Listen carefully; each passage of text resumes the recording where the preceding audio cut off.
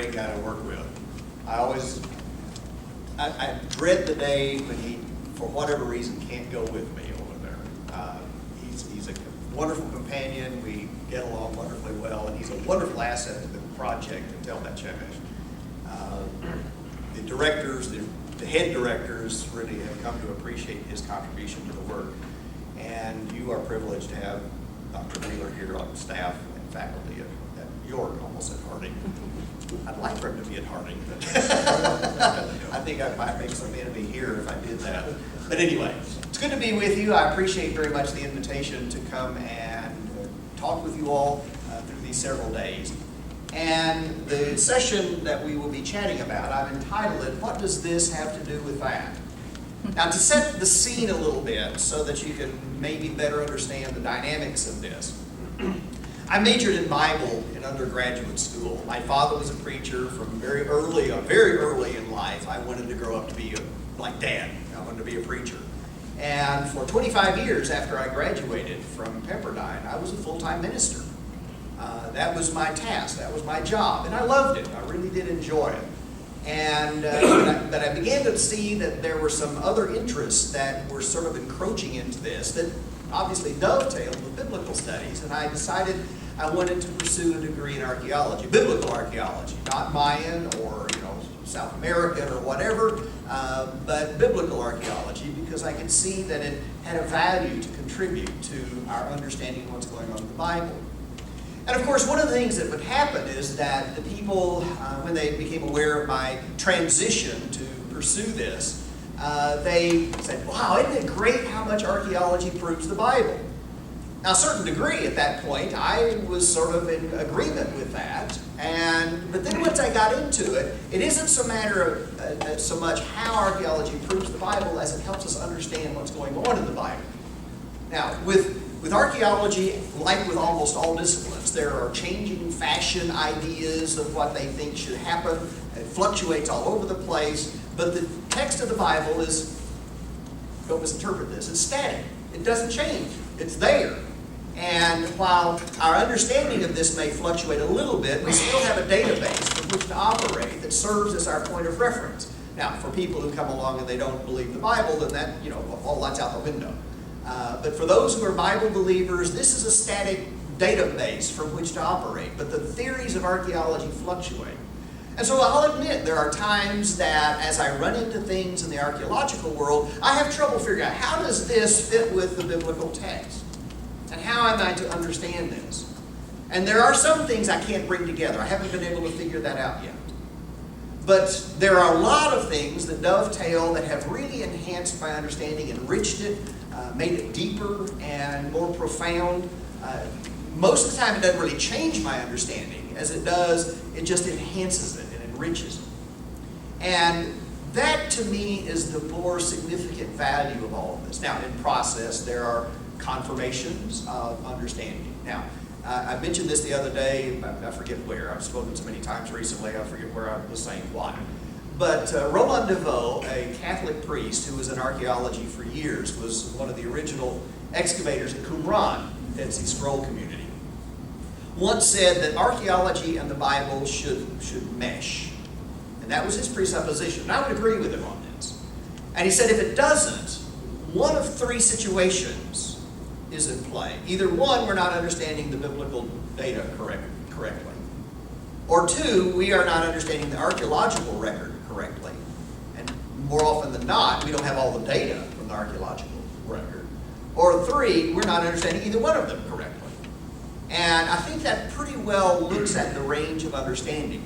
But the more archaeology is pursued, the more significant are those dovetailing effects. And so what I want to do this morning is sort of look at what I think is the more meaningful strategy of how archaeology relates to the Bible. This is sort of an elaboration of the discussion that I threw out very briefly at chapel on Tuesday, although without the points. But we're going to look at various categories where archaeological studies and anthropological studies have enhanced understanding. Now, having said that, I want to emphasize that I'm looking at this from my perspective, okay, and my upbringing. Now, I told you I'm a preacher's kid, and so I was exposed to reading the Bible and all of that from infancy, literally from infancy. Mom and Dad say I was in church the very first Sunday after I was born. I remember it well. I've been exposed to this literally all my life. And so, family devotionals, reading the Bible, and all that kind of thing. So as we look at some of the customs, one of the things that you occasionally will see, although this is sort of fading rather rapidly, are these little lines of stones that sometimes are in the fields in the biblical world, in Palestine. Now, one of the things that the Bible says is you shall not remove the ancient landmarks. Now, I realized fairly early on that I must have had a bit of an interest in history, because when I would see those placards along the highways as historical marker ahead, I always wanted to stop and read them. Now, I still would like to stop and read them, but I usually don't, because I'm usually in a hurry to get somewhere. But the historical markers have always tantalized me. And when I would read, do not remove the ancient landmarks, I thought, those are historical markers like we have in our world today. And so people would, in the ancient world, be driving along and they would see a historical marker, and God says, don't move those. Well, as is classically the case, I was the one who was wrong. I was misunderstanding what was going on. These ancient landmarks in the biblical world are boundary markers of property. They're basically survey marks that delineate the edges of the property belonging to certain individuals. And later, as I investigated this, and I did eventually get around to investigating this, if you actually go through the pages of the Old Testament and look everywhere the reference to landmarks and ancient landmarks occurs, while some of them don't elaborate on what's happening, to a large extent, these are property statements that are to protect the rights of orphans and widows.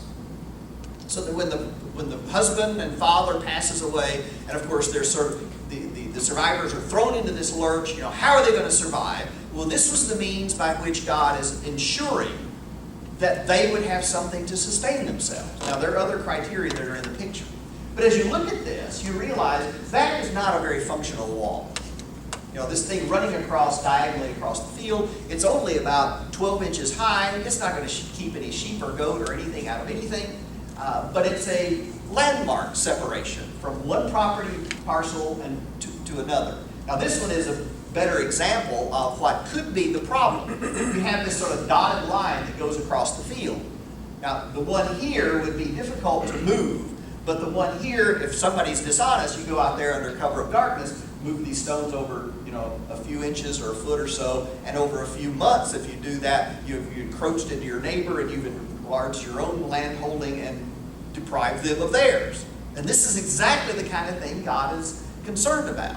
Now, those of us who have bought or sold property, we realize we want to know exactly where the corners of the property are, and we'll have survey people come out. And that's basically what this is all about. So the ancient landmarks are critical. Now, it's interesting to give a dynamic of this. In Deuteronomy chapter 27, Moses is telling the children of Israel that when you get into the promised land, and you go to Mount Ebal and Gerizim, and half the tribes on one slope, half of them on the other, and the priests then are to pronounce these curses. And most of the curses people resonate with. Cursed be he who lays with an animal. I mean, most of us, that fits in that category pretty readily. Cursed be he who lays with his father's wife. But one of them is cursed be he who moves the ancient landmarks. And unless one understands this, it's sort of like, what's this? But then when you understand the dynamic, this becomes significant. Now, let's go back to this picture, because this plays this helps.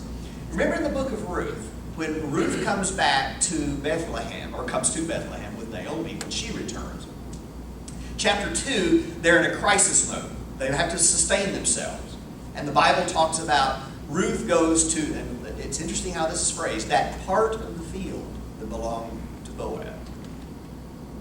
And it's exactly this kind of thing that is under consideration. This part of the field belongs to Boaz, that part belongs to Jaime Thudpucker. And so she happened, I don't know if there's a Jaime Thud, there isn't a Jaime Thudpucker in the Bible, but she goes to this part of the field as opposed to that part. And Jaime Thudpucker is my imaginary friend. I throw him out as sort of that generic individual. Anyway. And so she goes to say this part of the field. And of course, that's how the narrative unfolds, is the patronage that he extends, the kindness that he extends to her as she has happened to go to that part of the field that belonged to Boaz. And so it's something along this line that would have been in consideration. Now, another correlate of that is most of the people in the ancient world would have lived in town and gone out to the field in the daytime to work, which is sort of the reverse of Nebraska. Am I right? You know, most of the farmers live out probably where their property is, and then come in. I remember when I was a youngster living in East Tennessee before we moved to California. Hartsville in particular is where I remember this. Hartsville's a small town. I don't remember how big it was. To me, it's a big city. All cities are big to little kids. But I remember going to the courthouse square, and the farmers would all come in on the weekend on Saturday and park around. You know, the wives would go shopping, and the men would sit around, whittle sticks and spit and talk and so forth and so on. And then at the end of the day, they'd go back out to their farms. Well, this is exactly the reverse of how this part of the world functions. They would retreat into the cities, and the security of the cities, sometimes walled, in order to spend the night and carry on with their families, but in the daytime they would go out into the field. So this is sort of the dynamic of all of that as it's unfolding.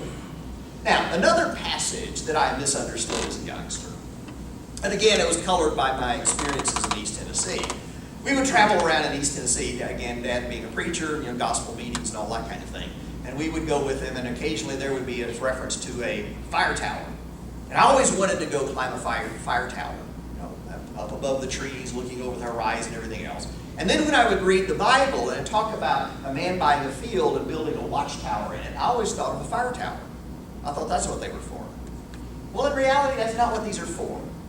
These are handy ways to get stones out of your field.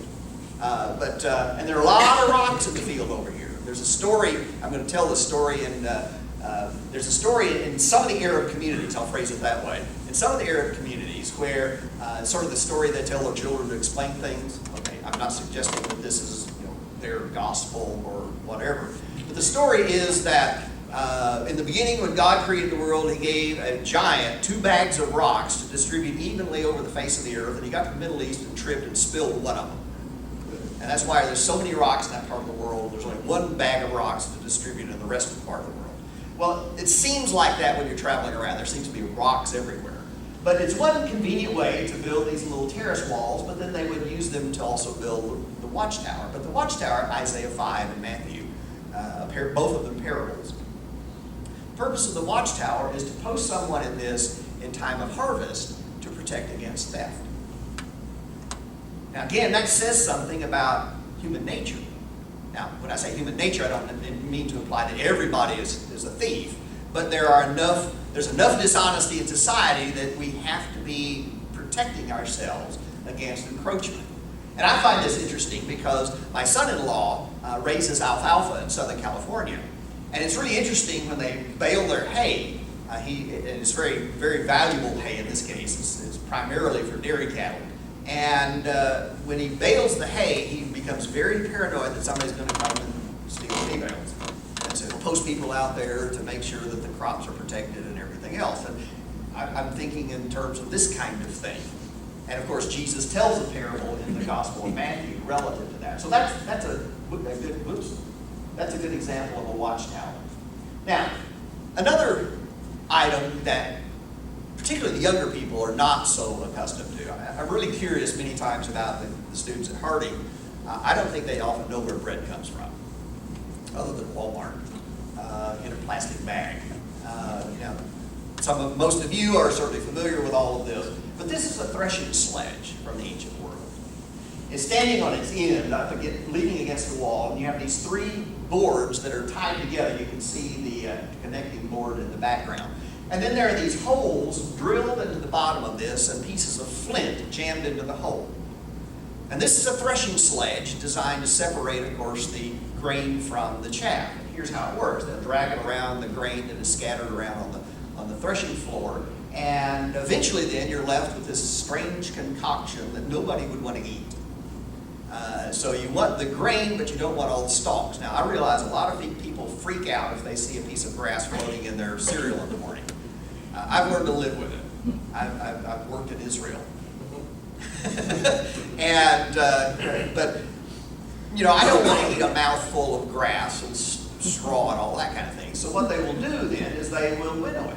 And so this involves taking a shovel or a fork and throwing this up on a windy area so that the wind blows the lighter chaff away and the grain drops back to the ground. And you do this over and over and over and over and over again. And you can imagine it would take a long time to get this to a point where you really don't see any dust blowing away. But then what you are left with is this relatively purified pile of grain. Now, it's this kind of process that John the Baptist alludes to when he's referring to someone coming after him whose winnowing fork is in his hand. And he will gather the grain into barns, and the chaff will be burned with unquenchable fire. So it's a result of all of this process that becomes sort of the setting within which that metaphor, that John presents that metaphor to his hearers. Now, in this case, no, not in that one, as I was visiting Gibeon one year, you weren't with me at this point. This is back in the 70s, or 80s rather. And we were traveling around, and I saw this pile of grain on a threshing floor. And as I looked at this is the kind of setting, again, this is not exact, but this is the kind of setting, again, in the book of Ruth, in chapter 3. Whenever Ruth is going to go to the threshing floor and open the negotiations for marriage.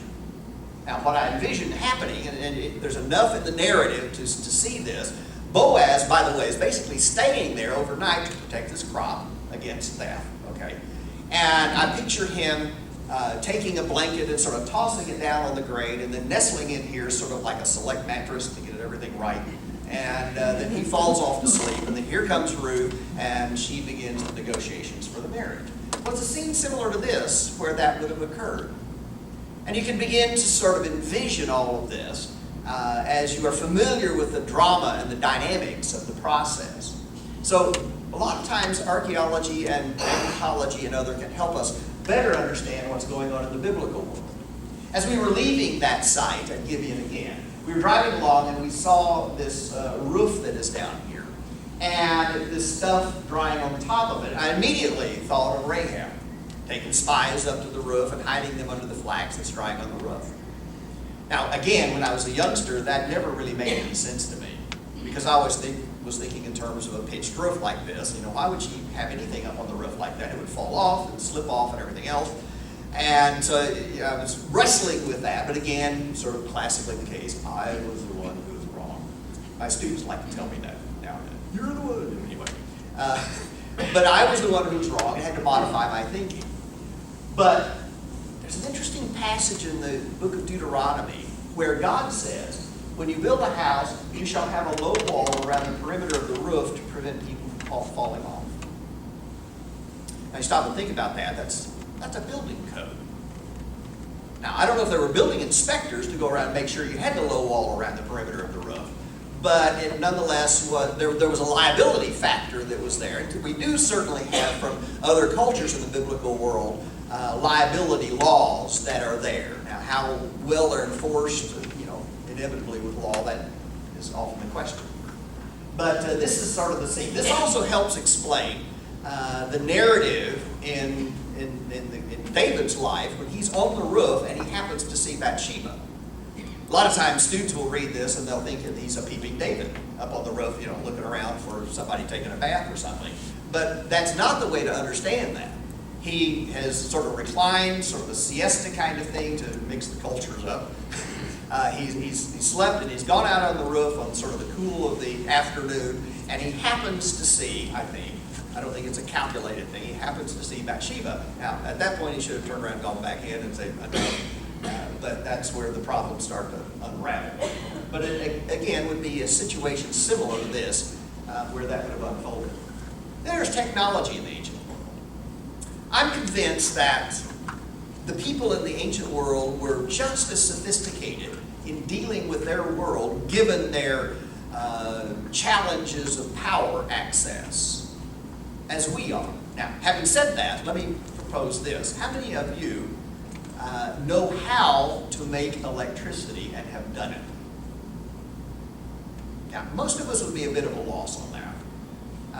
In reality, we're standing on the shoulders of all kinds of other people, and our world today likes to think how sophisticated we are. Well, I'm not going to deny that in a lot of ways we're sophisticated, but there's this intellectual arrogance that tends to come into this, where look at what we do that they weren't able to do in the ancient world, as if everybody today is capable of doing all of this. And that's not the case.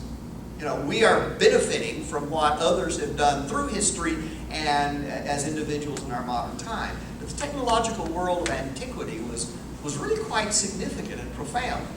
Let me give you an example. I hope I don't step on anybody's toes here. One of the issues with the pyramids is we've never quite figured out how they built them. And the line of reasoning for some people is, since we don't know how they built them, then humans didn't build it, they were built by aliens. This is sort of an intellectual arrogance kind of argument. Because we can't figure out what they did. They must not have done it. Somebody else, way advanced. And that's not a fair sense of how to evaluate all of this. So as we look at technology, let's consider how the people in the ancient world dealt with their water. Typically, the spring, the water source for a town is at the foot of a hill. Typically. There are exceptions, but typically the spring and the water source is at the foot of the hill. Now, that creates some problems. One, there's the tedium of getting to the water source. Just a challenge, and most of the time they didn't have running water in the sense that we think of that at all. But more critically, in time of siege and warfare, that water source at the foot of the hill outside of the city is vulnerable, one, to sabotage, but secondly, you go out there and you get taken out. All right, so there's also, either way, there's the potential of death. And so a lot of people in the ancient world try to figure out how do we access the water source from inside the city, even though the water source actually is outside of the city. And it's amazing how many towns in Palestine and Canaan have water systems by which to secure the water from inside the city. Bet Shemesh being one of them, and I'll show you a picture of that in a moment. But this is at Gibeon. And Gibeon has all kinds of nifty stuff. It hasn't been overgrown and overbuilt as other places have been. But here, up here on the upper left, I don't know why that's so weird looking. It's not normally as fragmented as that. But anyway, up here is the city wall. And this is outside of the city. And this is the inside of the city. All right, so we're going to look at this tunnel. This is the entrance into the tunnel from inside the city by which they would access the water supply outside the city. And of course, going through this tunnel, here you're starting to go in, here you're going on down the way. The steps are original. This dates from the 10th century BC or so. And the steps are a little hazardous. You got to be careful going down these. Fortunately, they have put most of the distance a handrail, which was not original. It's a nice pipe handrail, but people in the ancient world didn't have that benefit, so they would stumble their way. And as you walk along, occasionally in the wall, there is a niche that has been carved that would be a platform on which to put an oil lamp to allow some vision going through this. But you eventually come down and you come to where the water is, and you fill up your jar, and then you go back up through the tunnel into the security of the town. Pretty nifty system. And it works. Now, the opening that you see over there would have been blocked, particularly in time of a threat of war coming up. They would block it, and so that the enemy wouldn't be able to get to it. Now, there's nothing specifically stated in the biblical narrative about this water system, and this is the latter of the two water systems at Gibeon. The other one is this pool that is described here, and it's really rather interesting. It's older than the second one, the tunnel. And this one is cut from the surface of the tell down through all the solid rock to eventually the water table way down below, about 90 feet. And it's this big shaft cut through limestone. And then there's a platform here. And nobody really knows why it's designed this way. It's really odd design. But there's a flight of steps that goes around the outer edge of it. And you eventually get down to the water supply, the water table, fill up your water jar, and then you climb back up these fairly steep steps to the surface. Well, that platform that is there is still there. I've been down to the platform. I've not been through the rest of this because the steps now are really badly eroded. But this dates from 12th, 11th century BC. This is also referred to in the Bible twice. One of them is in 2 Samuel when Saul has died and had been killed, and the army of Saul and the army of David gather at, the Bible talks about the pool of Gibeon. And you're going to have these 12 men from Saul's army and 12 men from David's army, and they're going to face off on this enclosed battle, and all of them kill each other. Now, most of us are familiar enough with the story, but the text says that it takes place at the pool of Gibeon. Now, that is, okay, where is that? This is where it is sort of interesting, because Gibeon itself, as a town, is only about 12 acres in area. And it doesn't say they came to Gibeon in this battle. It says they came to the pool of Gibeon, which obviously would be a much smaller location than the city. And the city itself is quite small.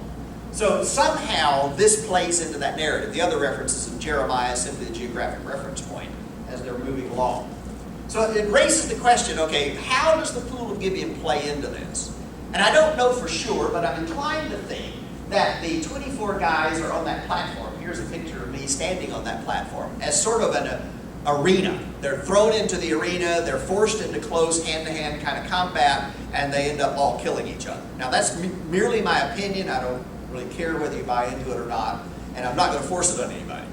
But it does at least play into why the pool of Gibeon as opposed to just Gibeon in general. But nonetheless, the site is referred to a couple of times. But imagine having to dig either one of these, without dynamite and all of the kinds of things that we think in terms of needing and so forth. Of course, they didn't have the advantage of all that to think, oh, I wish I had a stick of dynamite, because they weren't familiar with that in the first place. Now, while this is, on a certain level, one would say this is not technology. It is. I mean, the artistry, and all of us have been to museums, and when you visit the museum here, you'll see a lot of really fine craftsmanship. The ability of people in the ancient world to make things. And all of us have been to museums and often left them, wow, isn't that really fantastic what they did? How did they make those little fine carvings and all of that without the advantage of our tools, and dribble tools and all of that kind of stuff? But these are some ivory pieces from, by the way, the palace of Ahab in Samaria. And Ahab, of course, is described in Kings as well as in Amos as having a house of ivory. Now that doesn't mean it's all made out of all ivory, but there is so much ivory decoration in it that was sort of the terminology that came to be applied to the palace. But these are from that, and these would be pieces of furniture, probably chairs, where they might be the back of the chair or the armrest, under the armrest, between the armrest and the seat, and so forth, and you'd sit there with this decoration and everything else. But this is done without dribble tools. It's done without all of our sophistication. You're just sitting there with little chisels and working away and all that kind of stuff, and then polishing it down. And again, all of us have seen craftsmanship like this, even in modern times, but most of us probably don't have the patience to do this. Probably, I would guess, maybe 2 or 3 of you do, and perhaps do this kind of thing. But most of us, we're not going to spend that kind of time. But one other thing I want you to notice. See the little tab up here at the top of this, and down at the bottom there's a tab. Sometimes these are found with Hebrew letters on them. And I'll give you the equivalent, say A and B, which is really starts to pose some interesting questions. All of us have been to Walmart and bought that box of furniture, and all you need is a crescent wrench and a screwdriver, and follow the directions, and put tab A into slot A and tab B into slot B, and then tighten it up. And it really raises some interesting questions. How is all this done? Now, these ivory pieces have been identified as coming from Phoenicia. They're the products of Phoenician artwork, and hence they're imported to Samaria. Now, that's not a surprise because Jezebel was a Phoenician, and she probably, I want to decorate the palace like it was at home. And so she sends off the GPS to get the junk from home and all that kind of stuff. So, but was it just the ivory pieces that were sent, or was it the furniture sent in its entirety, or was it the furniture sent dismantled and to be assembled on site? I mean, these are some interesting questions, which also imply things are a whole lot different as we look at their world as opposed to ours. Now, this is really impressive. The other is impressive. I don't mean to minimize this, but when these items were originally discovered in the late 60s, early 70s, they were thought to be implements squirreled away by the Jews from the temple in Jerusalem when the Romans come in to destroy the city in 70 AD. These were thought to be bronze. There's the color. This is a black and white photo. But they're thought to be bronze, and this is thought to be a crown, and we call it a crown. We don't really know what it was used for. It's about this big, about 11 or 12 inches in diameter. I'd hate to wear the thing. But these are really impressive pieces of artwork. But upon more careful scrutiny, it it became clear that these are not from the 1st century AD. These actually date from 3500 BC. And that raised all kinds of, how did they do this in 3500 BC? And the reason it looks like bronze is it isn't bronze. Bronze didn't exist at this point. They had not figured out that metallurgical strategy of alloys. But in this case, the alloy is copper mixed with 2 to 12% arsenic, which makes it more usable and more durable, but at the same time, arsenic? I'm sort of begin to think maybe it's like all of those gold miners and the mercury poisoning that they would have experienced over time. But somehow someone comes along and figures out how to do this. And there's another element of the technology. While some of this is done by lost wax molding process, some of the pieces actually are welded. These pieces actually are welded to the rim of this. And for them to be able to concentrate the heat in such a focused area to melt the pieces together in that fashion is something that is really impressive for millennia ago. And again, the technological understanding of the people of antiquity is, I would not survive, I don't think. Certainly on the benefit of somebody else's knowledge, but I would be at a loss as to what to do here. These are sewer pipes from the time of the patriarchs. Most of us don't think in terms of sewer pipes in the ancient world, but actually quite a number of places did. Now, most towns didn't. Most of the sewage sort of ran through the street kind of thing, but there were some of the cities that were sophisticated enough to have sewer pipes. But if you look at these actually are about 3.5, 4 feet long, and they're about maybe 10 inches in diameter. But they're made out of clay. And in this situation, you have a tapered end that would slope inward and the flat end, the straight end, and you would slip the tapered end into the straight end, and then you would seal it with clay so that the water would flow, the sewage would flow easily. Not until, I think around the late 50s, early 60s, did the technology of sewer pipes change. There used to be longer pieces of clay with a flared end and a straight end going into the flared end and seal it with clay. And then somebody came up with that tar paper junk that a lot of people would use for sewer lines, which was awful. And then we eventually got to the plastic stuff. But 2000 basically BC. This is really sophisticated kind of dealing with their world. Now, don't tell about Shemesh, we have another water system. This is the entrance into the water system.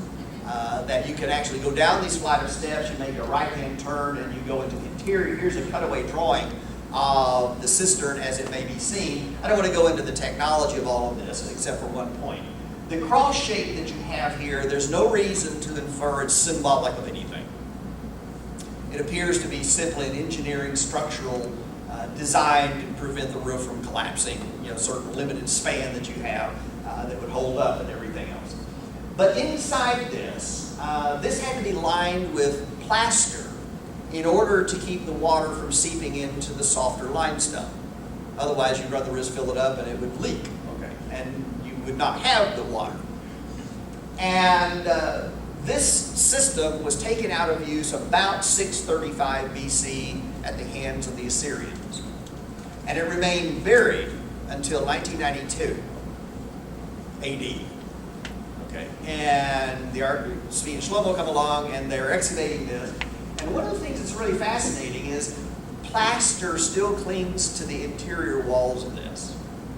In most all of the walls. And the pin over here is sitting for scale on how thick the plaster is. This is the raw surface, that's the plaster surface, and you can see about how thick the plaster is. It's about that thick. After 2,700 years, it's still on the wall. Now, what I find intriguing here is we seem to have trouble getting plaster to stick on the wall for 50 years in our world. It seems like we can learn something from these folks. And this is a damp environment to boot. And it's stuck to the wall all of those years. I find this to be fascinating as I think in terms of their technological world. Here's another one that's intriguing. I chatted about this briefly in chapel on Tuesday. And this is a procedure of trepidation. the person has a headache, and the headache doesn't go away, so they go to the local doctor, and the doctor says, oh, we need to relieve the pressure out of your head, maybe to let the evil spirits out, or whatever, and so let's remove a chunk of your skull. I don't know about you, I would think 7 or 8, 12 times before I would submit to this, but then it raises an interesting question. I mean, they cut this flap of skin, they fold it back, and they start coming at it with a saw. And please let me be out. And as you look at this, this person didn't survive very long.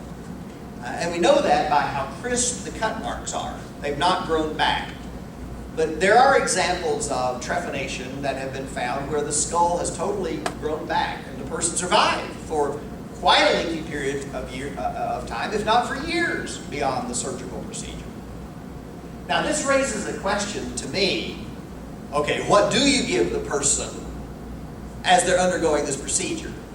I don't know the answer necessarily to that, but I do know that there were some items available in the ancient world that would serve as suitable drugs to put you out. And some of these imply ancient trade.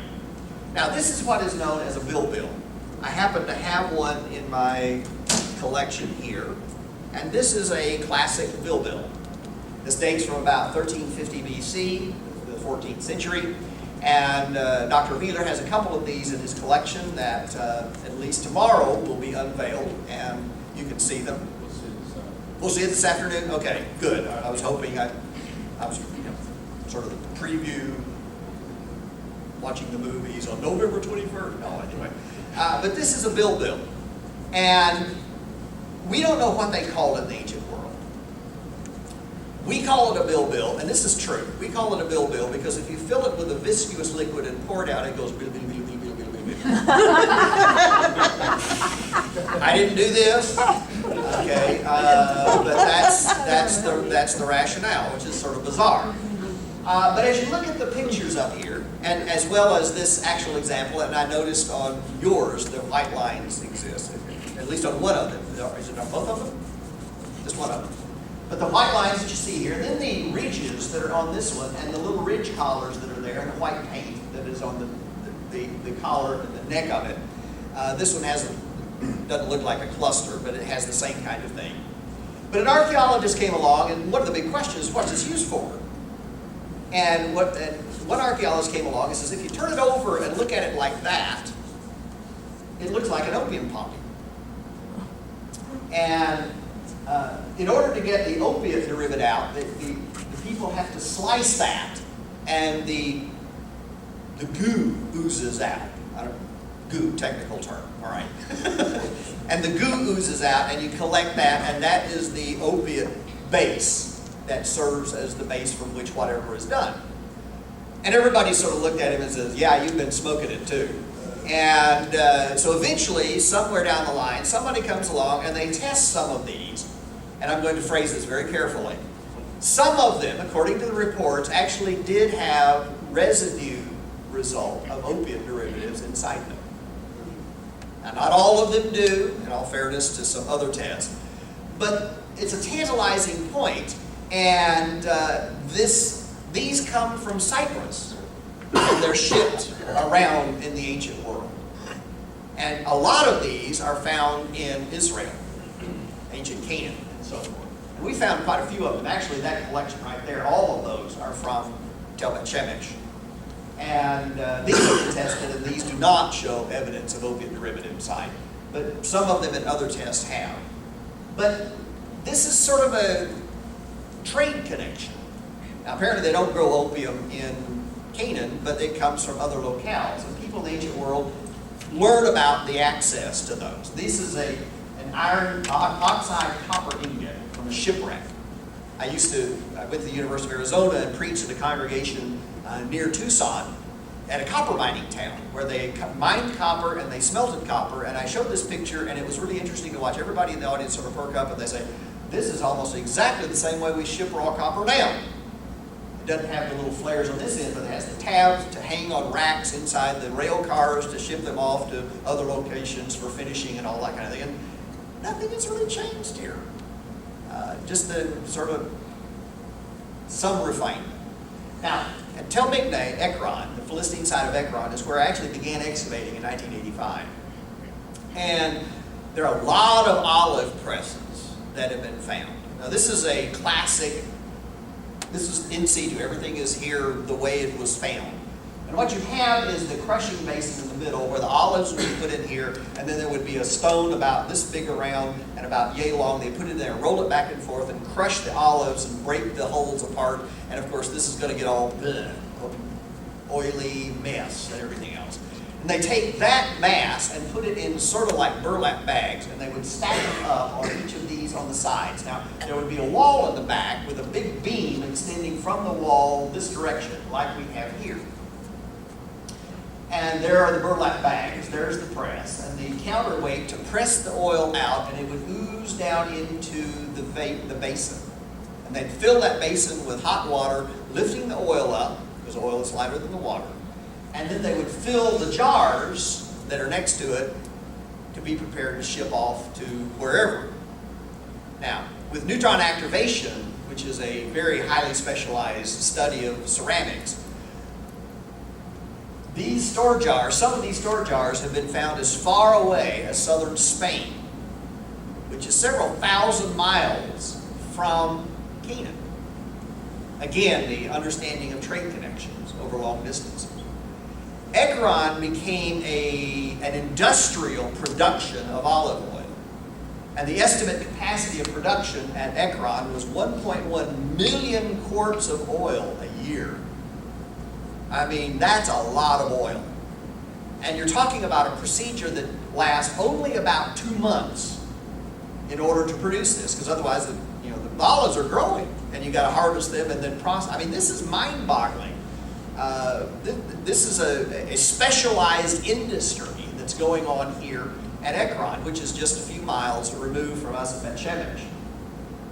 Now these are New Testament examples of domestic olive presses. By the way, I'm nearing the end, in case you're wondering if you're ever going to finish. So hang on with me. But this is a large olive crushing stone with the olives in place. This is sort of a setup. And this fellow is pushing the axle around, and this will roll on the olives, crushing them into the pulpy mass. The olive oil would flow over to the side and then off into a vessel. This one is not quite as easy. The stone is not quite as large, but again, it's the same procedure. But in this, something else is going on. Because in Matthew chapter 18, Jesus makes a remark. If someone causes one of these little ones and believes on me to stumble, it would be better for him that a great millstone be hung around his neck and to be cast into the depth of the sea. Now all of us are aware of the fact it doesn't take this to hold a body down underwater. Nowhere near this kind of weight. But Jesus is using something that is exaggerated in order to impress upon you and me as his readers and hearers how important this principle is.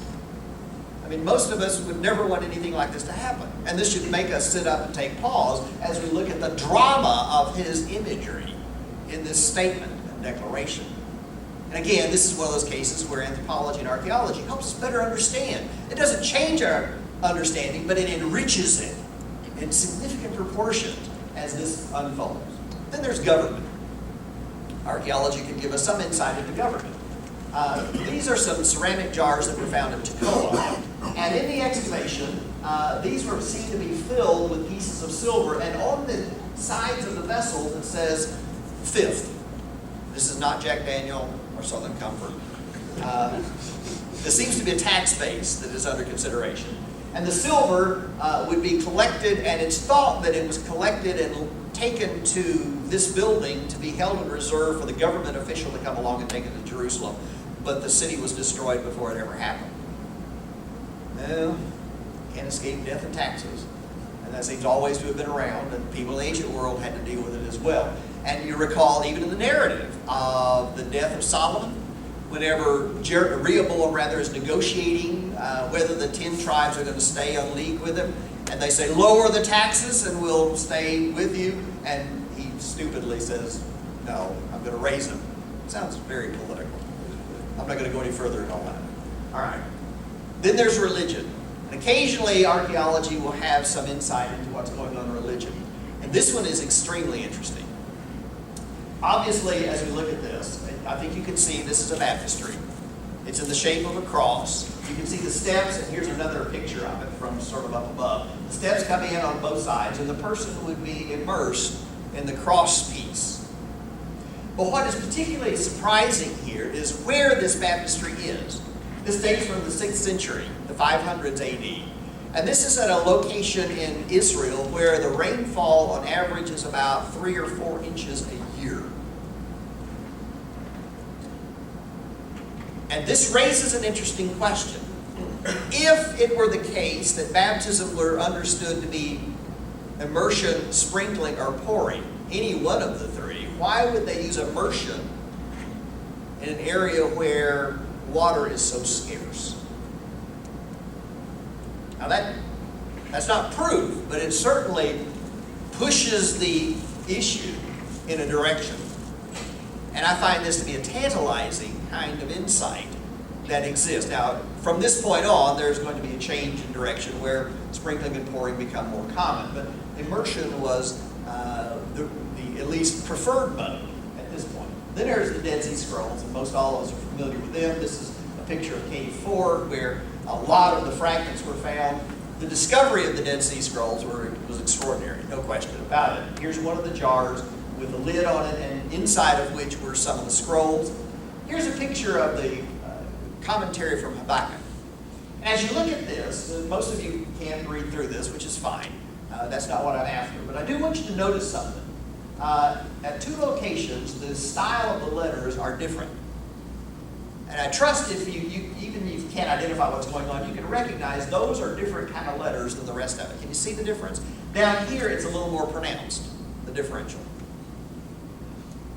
Not all of the scrolls do this, but many of them do. When they would come to the Tetragrammaton, the name of God, Yahweh, they would write his name in different style letters. And this was a deference of reverence to the name of God. Now, our counterpart might be, if we were printing a manuscript and we would be printing along and so forth and so on, we come to the name of God and we write his name in Old English letters. And that's essentially what we have here. This is your standard Aramaic kind of script that the children of Israel used, the Jews used after the exile. But this is in the style of script before the exile. When they come to the name of the Lord, they write that in reverence and respect in that fashion. Now it appears that the reason they do this is you shall not take the name of the Lord your God in vain. Now, we obviously live in a society in which the name of the Lord is tossed around frivolously and casually without any regard whatsoever. Now, I'm not suggesting we adopt this necessarily as a strategy, but it certainly gives us pause as to how the people, some of the people at least in the ancient world, looked at the Lord and thought of him. Maybe there's something to be said for that adoption. And that brings us to the end of the discussion. In a nutshell, one of the things that I discovered, and I didn't expect this, all right, when I got into archaeology, is what happens is that people throughout time have had very similar concerns, very similar kinds of things that consume their interests. You know, where do I get my next meal? How am I going to survive? You know, how do I interact with government? How do I interact with one another? How do I deal with these problems of weather and agriculture and so forth? What we've really done is change the technical ways we do things. But in reality, the whole thing comes from the heart. And it's the heart of humanity that the Lord is constantly wanting to refine. And people will often use how advanced we are as the strategy. You know, the Bible's old-fashioned, it's out of date, and therefore it's irrelevant to modern humanity. The more I'm convinced, the more we know about the ancient world, the more we recognize we're more alike than we are different. And I would affirm God's Word is still relevant because the concerns and the problems of humanity, in essence, are still the same. I thank you very much for your time.